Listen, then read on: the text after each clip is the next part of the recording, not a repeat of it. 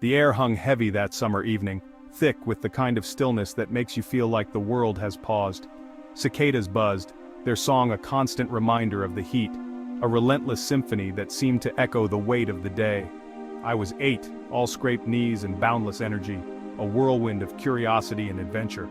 Life felt simple then, full of dirt roads and endless summer days, where the biggest worry was how late we could stay out before the streetlights came on. That's the way childhood should be.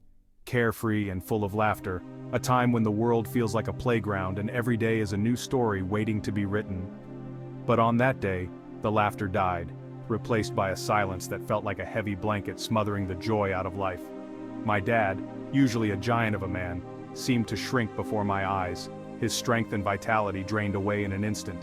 His shoulders slumped, his voice a broken whisper as he told me about the accident, each word a dagger to my young heart. My mother, the heart of our home, was gone, her warmth and laughter extinguished in a moment of senseless tragedy. A drunk driver, a moment of recklessness, and just like that, my world shattered, the pieces scattering in ways I couldn't comprehend. I remember the funeral, a blur of somber faces and hushed whispers, a sea of black that seemed to swallow me whole.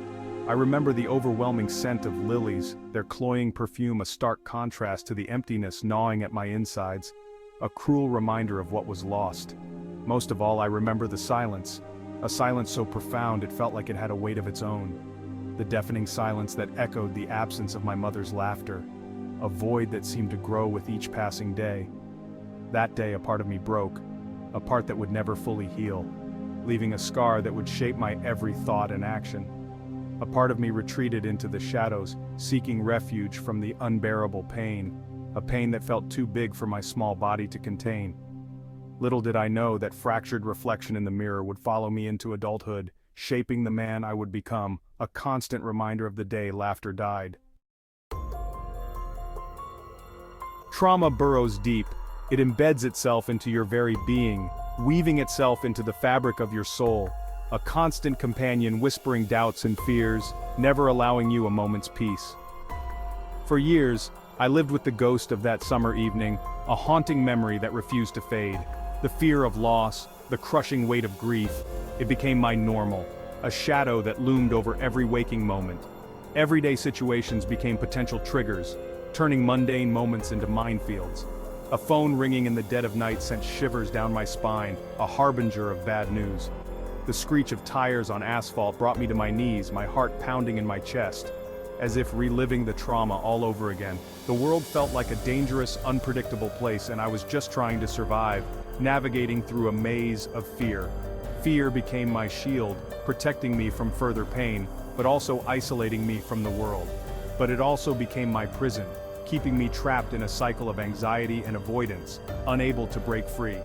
I avoided forming close relationships, terrified of experiencing that kind of loss again, pushing people away to protect myself. The thought of allowing myself to love and be loved felt like standing on the edge of a precipice, the ground threatening to crumble beneath my feet, leaving me vulnerable. The shadow of that trauma stretched far and wide, casting a pallor over every aspect of my life, coloring my world in shades of gray. It dictated my decisions, fueled my insecurities, and kept me tethered to the past, a relentless reminder of what I had lost and what I feared to lose again. But slowly, I began to confront these fears, to face the ghost of my past, and to reclaim my life from the shadows. It wasn't easy, and the journey is ongoing, but each step forward is a victory, a testament to the strength within. Intimacy, both emotional and physical, felt like an impossible dream. It was as if a barrier existed between me and the rest of the world, an invisible wall that kept me isolated. Every time I let someone in, even a little, the walls would slam shut. It was a reflex, an automatic response to the fear that gripped my heart.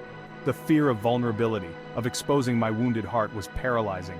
It felt like standing on the edge of a cliff, the ground crumbling beneath my feet. Relationships became a delicate dance, a constant push and pull between my longing for connection and my overwhelming need for self-preservation. Each step forward was met with 2 steps back, a hesitant waltz of emotions. I built walls around myself, impenetrable fortresses designed to keep the world at bay. These walls were my sanctuary, my safe haven from the chaos outside, but those walls, while keeping out the pain, also kept out the love. They were a double-edged sword, protecting me from hurt but also isolating me from joy. I craved connection, yet I sabotaged every attempt at building something meaningful. It was a cruel irony, wanting so desperately to be close to someone yet pushing them away at the same time. The fear of repeating my father's pain, of seeing that same devastation in another's eyes was too much to bear. His heartbreak had left a scar on my soul, a reminder of the fragility of love. So, I kept my distance, protecting myself at the expense of my own happiness. It was a lonely existence, but it felt safer than risking the pain of loss. The irony wasn't lost on me. I was fully aware of the paradox I was living, the self-imposed exile that was both my shield and my prison. In my desperate attempt to avoid pain, I was inflicting it upon myself. The loneliness was a constant ache, a reminder of the connections I was missing out on. The very thing I craved, the love and support of another human being, felt like a threat, a reminder of what I had lost and could lose again. It was a vicious cycle, one that I struggled to break free from, yearning for intimacy yet fearing it with every fiber of my being.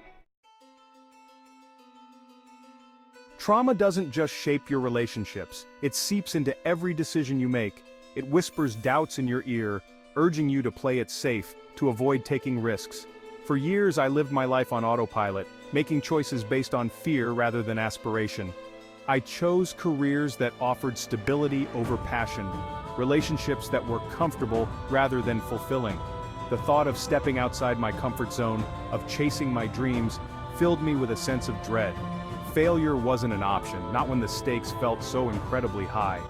The weight of my past kept me tethered to a life that felt safe but uninspired. I was living in the shadow of my trauma, allowing it to dictate my present and define my future. It wasn't until I acknowledged the grip it held on me that I could even begin to break free. Like, share, comment, subscribe to the channel.